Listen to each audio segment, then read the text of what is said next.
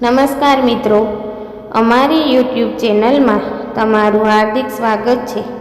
જો અમારી ચેનલમાં તમે નવા હો તો લાઈક શેર સબસ્ક્રાઈબ જરૂરથી કરી દેજો। અમારી આ કહાની તમને કેવી લાગી એ કોમેન્ટ બોક્સમાં અમને જય માતાજી કરીને ખાસ જણાવજો। તો ચાલુ કરીએ આજની આ કહાની। પૂરી સાંભળવા નમ્ર વિનંતી। લગ્ન પ્રસંગે ઉકરડી નોતરવાનો અનોખો લોક રિવાજ। દિવાળીનું 5 દિવસનું પરબ ઝૂમઝૂમતું વહી જાય અને કાર્તકી 11ના તુલસી વિવાહ રંગે ચંગે ઉજવાઈ જાય। તીકેડે લોકજીવનમાં વિવાહ વાજનની બગડાટી બોલવા માંડે। લગ્ન પ્રસંગે જાતીએ નોખ નિરાળા રિવાજો જોવા મળે। આમાંનો એક ઉકરડી નોતરવાનો રિવાજ ગુજરાતમાં અને સૌરાષ્ટ્રમાં ખૂબ જ જાણીતો છે। લગ્ન ટાણી ઉકરડીની સ્થાપના થઈ છે, પણ આ ઉકરડી શું છે, એની સ્થાપના વિધિ શા માટે કરાય છે, એની વિધિ કરનાર બહેનોને પણ ભાગ્યે જ ખબર હોય છે। આજે મેં આ રસપ્રદ વિષય પર પ્રકાશ પાડવાનો અભિગમ રાખ્યો છે। ઉકરડી શબ્દ સંસ્કૃત ઉત્કટ ઢગલો પરથી આવ્યો છે। એનો અર્થ થાય છે કચરા પૂજાની ઢગલી। નાનો ઉકરડો વિવાહ પ્રસંગે કચરો પૂંજો નાખવાની જગ્યા। જનોઈ અને લગ્ન પ્રસંગે ઘરની બહાર સ્ત્રીઓ દ્વારા શમીની ડાળ રોપવાની ક્રિયા। શ્રી ભગવતી પ્રસાદ પંડ્યા નોંધે છે કે જેમ ઘર ખેતર અને ક્ષેત્રના દેવતાઓ હોય છે, તેમ ઉકરડી એ શેરીની દેવી ગણાય છે। તે શેરીમાં રહેનાર સૌનું રક્ષણ કરે છે। લગ્ન પ્રસંગે પ્રાચીન કાળે ઉચ્છિષ્ટ ભોજન પદાર્થ અને અન્ય કચરો નાખવા માટે ઘરથી થોડેક છેટે અમુક જગ્યાઓ મુકર કરવામાં આવતી। ત્યાં ખાડો ખોદી તેમાં નાનકડી ફૂલડી મૂકી ઉચ્છિષ્ટ ભોજનની નામની દેવીનું આહ્વાન કરવામાં આવતું। કેટલાકના મતે ઉકરડી વિઘ્ન કરનારી દેવી ગણાય છે, તેથી ખાડો ખોદીને તેને દાટવામાં આવે છે। લગ્ન વિધિ પૂરી થતાં ઉકરડીમાં આવાહિત દેવીનું વિસર્જન કરવામાં આવતું। મહોલ્લા માતા જેવી આ એક દેવી છે, જે વિઘ્નોનો નાશ કરે છે। તેથી કેટલેક ઠેકાણે ઉકરડીની જગ્યાએ ત્રિશૂળ જેવું નાનકડું આપૂત પ્રસ્થાપિત કરાય છે। તે કદાચ મર્યાદા બતાવવા માટે પણ હોય। કાઠિયાવાડમાં લગ્ન પ્રસંગે ઉકરડી નોતરવાનો રિવાજ ઉચ્ચ તેમજ લોકવરણમાં સર્વત્ર જોવા મળે છે। ઉકરડી નોતરવાની વિધિ લગ્નશાસ્ત્રમાં ક્યાંક દેખાતી નથી, પણ ચાક વધાવવો, પસ ભરાવવો, પીઠી ચોળવી વગેરે વિધિઓની જેમ ઉકરડીની વિધિ પણ સ્ત્રીઓએ પાછળથી ઉમેરી દીધી હશે। આ વિધિ ખાસ કરીને સ્ત્રીઓએ જ નક્કી કરી દીધી લાગે છે, કારણ કે તેમાં માત્ર સ્ત્રીઓ જ ભાગ લે છે। પુરુષ કે ગોર મહારાજને તેમાં જરા સરખુંય સ્થાન નથી, એમ શ્રી ખોડીદાસ પરમાર નોંધે છે। ભગવંદ્રો મંડલમ ઉકરડીનું અર્થઘટન આ પ્રમાણે આપે છે। ઉકરડી અર્થાત એક ખરાબ દેવી। ડાકણ, લગ્ન વગેરે અવસરમાં ઘરેથી થોડેક છેટે આ દેવીનું ઉત્થાપન કરવામાં આવે છે। તેને ઉકરડી નોતરવી, ઉઠાડવી એમ કહે છે। ઉકરડી દાટવી એટલે વિવાહ પ્રસંગે જાન આવવાના આગલા દિવસે ઉકરડા કે ભોંયમાં છાનામાના પૈસો સોપારી દાટવા। આ રીતે મેલા દેવોને આહ્વાન કરી સ્થપાવવામાં આવે છે। ઉકરડી નોતરવી એટલે દેવતાને આમંત્રણ આપવું, દેવીને પ્રસન્ન કરવી। લગ્નમાં બૈરા ગાતા ગાતા ઉકરડા આગળ પાણી છાંટી પાપડ પૂરી સોપારી અને પૈસો મૂકે। દૂધ વેચનારી બાઈ તે લઈ લે ત્યારે સૌ હડે હડે કરે તેવી ક્રિયા કરવી। ઉકરડીની સરખામણી દીકરીની ઉંમર સાથે કહેવતમાં કરવામાં આવી છે। ઉકરડીને દીકરી વધતા વાર નહીં, દીકરી જોતજોતામાં ઉંમરલાયક પરણવા લાયક થઈ જાય છે, એ ભાવે અભિપ્રેત છે। ઉકરડીનું સ્થાપન શેરીમાં શા માટે કરવામાં આવે છે, એની એક દંતકથા આ પ્રમાણે મળે છે। ઘણા વર્ષો પૂર્વે સૌરાષ્ટ્રના એક સંસ્કારી બ્રાહ્મણનો દીકરો કાશીથી ભણીને પાછો આવતો હતો। વાટમાં એક ગામ આવ્યું. તે તરસ્યો થયો હોવાથી કૂવે પાણી પીવા ગયો. બ્રાહ્મણ છું એમ કહીને એ કન્યાને એને પાણી પાયું. પાણી પીતા પીતા બ્રાહ્મણ પુત્રે પોતાનું હૈયું ખોયું. તપાસ કરતાં ખબર પડી કે એ કન્યા ઉતરતા વર્ણની છે. બ્રાહ્મણ પુત્ર કહે, પરણો તો એને જ, નહીંતર આજીવન કુંવારો રહો. વડીલો નામ કર ગયા. બ્રાહ્મણ અને પેલી કન્યાએ કૂવે પડીને કમોત કર્યું. પરિણામે બંને પ્રેત યોનિમાં ગયા.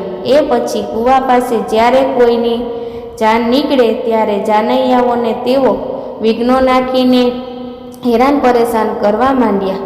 પછી સૌએ મળીને આનું નિવારણ પૂછ્યું. ત્યારે પ્રેતાત્માઓએ કહ્યું, અમારે લગ્ન જોવા છે, લગ્ન માણવા છે, અમને લગ્ન બતાવો તો પછી તમને નહીં કનેડીએ. બ્રાહ્મણો બધા ભેગા થયા.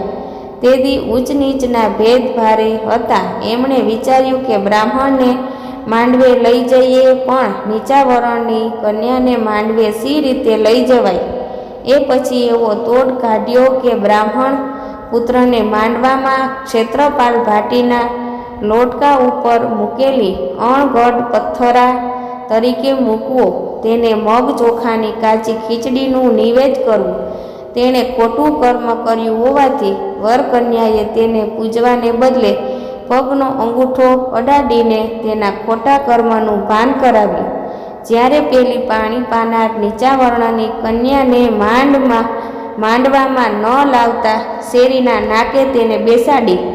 લગ્ન પતી ગયા પછી નવવધુ ઉઠાડીને માંડવા સુધી લઈ આવે છે અને સવા પાલી ચોખાને નિવેદ ધરાવે છે.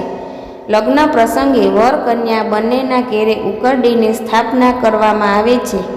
રાતના ફૂલેકું ફરીને ઘેરે આવે ત્યારે જે ઓરડામાં ગણેશની સ્થાપના કરી હોય તે ઓરડામાં બાજટ ઢાળી વર અથવા કન્યાને હાથમાં ઘઉં કે ચોખાનો ખોબો ભરાવીને ઊભા રાખવામાં આવે છે. કુટુંબની બહેનોમાંથી એક બહેન માથે મોતીભરનો મોડિયો મૂકી, માથે ચૂંદડી ઓઢી, તેના પર ઈંઢોણીને ઉપર ત્રાંબાનો કળશિયો મૂકી હાથમાં રામણ દીવડો લઈ ઉકરડી નોતરવા જાય છે. બધી બહેનો ગીતો ગાતી સાથે જાય છે. ઉકરડી નોતરતા વનમાળી ચડ્યો છે સોનાનો ખૂટો કે ગુજર માળી રે, તેની કડાવીશ કડી વનમાળી રે, શોભાવીશ જમણા કાને કે ગુજર માળી રે. ઉકરડી નોતરવા માટે ઘર પછવાડે શેરીના નાકે નિયત સ્થળે બહેનો આવે છે. ત્યાં કુંડાળું કરીને બેસે છે. પોખનારી સ્ત્રી પાણી રેડીને જગા લીપે છે. તેના પર કંકુનો સાથિયો કરી ચૂંદડીના છેડેથી સોપારીને પૈસો છોડીને મૂકે છે. છાણનો સંપુટ મૂકીને 4 વખત તેને વધાવે છે. હાજર રહેલી સ્ત્રીઓને ઉકરડીનો ગોળ આપી કળશિયામાંથી થોડું થોડું પાણી આપે છે. આ પ્રસંગે સ્ત્રીઓ એકલી હોવાથી મસ્કરીના અને ઉગાડા ગીતો પણ મોજથી ગાઈ લે છે. તાવડામાં ટીપું તેલ હાજીને હરિયાજી, ક્યાં વહુની છઠ્ઠી કરી હાજીને હરિયાજી, તખું વહુની છઠ્ઠી કરી હાજીને હરિયાજી, જન્મ્યા ત્યારે નહોતી કરી હાજીને હરિયાજી, મા દીકરીની ભેગી કરી હાજીને હરિયાજી. ઉકરડી પ્રસંગે વહેંચવામાં આવેલો ગોળ સ્ત્રીઓ જ ખાય છે. લોકમાન્યતા એવી છે કે ઉકરડીનો ગોળ પુરુષો ખાય તો બાયલા થાય છે. આથી ઉકરડી નોતરવા જાય ત્યારે બહેનોને છોકરાને સાથે લઈ જતી નથી. સ્ત્રીઓ ઉકરડી નોતરીને પાછી આવે ત્યાં સુધી વર કે કન્યાને બાજોટ ઉપર હાલ્યા ચાલ્યા કે બોલ્યા વિના મૂંગા મંત્ર ઊભા રહેવાનું હોય છે. એની પાછળની લોકમાન્યતા એવી છે કે જો વર કન્યા બોલે તો એમની સાસુ ગૂંગણી થઈ જાય છે. ગુજરાત સૌરાષ્ટ્રની જેમ રાજસ્થાનમાં પણ લગ્ન પ્રસંગે ઉકરડીની સ્થાપના કરવાનો રિવાજ જાણીતો છે. ત્યાં સ્ત્રીઓ ગાતી ગાતી ઉકરડી નોતરવા જાય છે. ત્યારે દિયરને ભોજાઈ પણ સાથે જાય છે.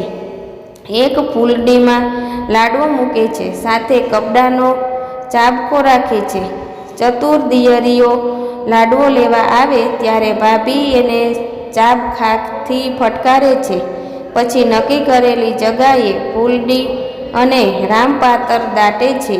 વાત ડાહ્યા માણસો ઉકરડી પાછળનો ઉદ્દેશ આ પ્રમાણે સમજાવે છે.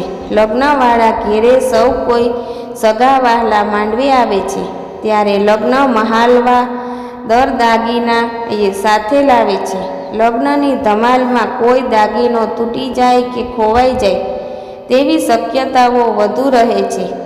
આવી કિંમતી ચીજો કચરા પૂજા ભેગી ચાલી ન જાય તેની સાવચેતી રૂપે ઉકરડી સ્થાપવાનો રિવાજ આવ્યો હોય તેવી કલ્પના કરી શકાય.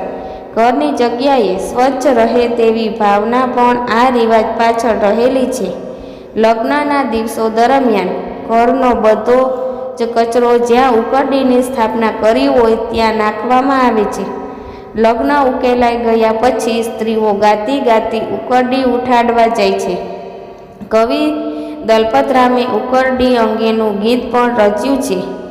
ઉકરડી નોતરતાનું સૂન બેનડી રે, માદલિયો રણજણે રે, લાદ્યો છે સોનાનો ખીટો માદલિયો, તેના ઘટાડવીશ ઢોળિયા માદલિયો, સોવરાવીશ જમણા કાને માદલિયો, ઉકરડી નોતરતા સૂન બેનડી રે માદલિયો, લાગ્યો છે રૂપાનો ખીટો માદલિયો, તેનું કડાવીશ ઝાંઝરું માદલિયો, સોવરાવીશ જમણે પાયે માદલિયો, ઉકરડી નોતરતાનું સૂન બેનડી રે માદલિયો, લાગ્યો છે લોઢાનો ખીટો માદલિયો, તેનો કડાવીશ દીવડો માદલિયો, સોવરાવીશ જમણા હાથે માદલિયો. આમ ગાતા ગાતા બહેનો ઉકરડીની જગ્યાએ જઈને ત્યાં દાટેલી સોપારી કાઢીને ભાણેજને આપી દે છે.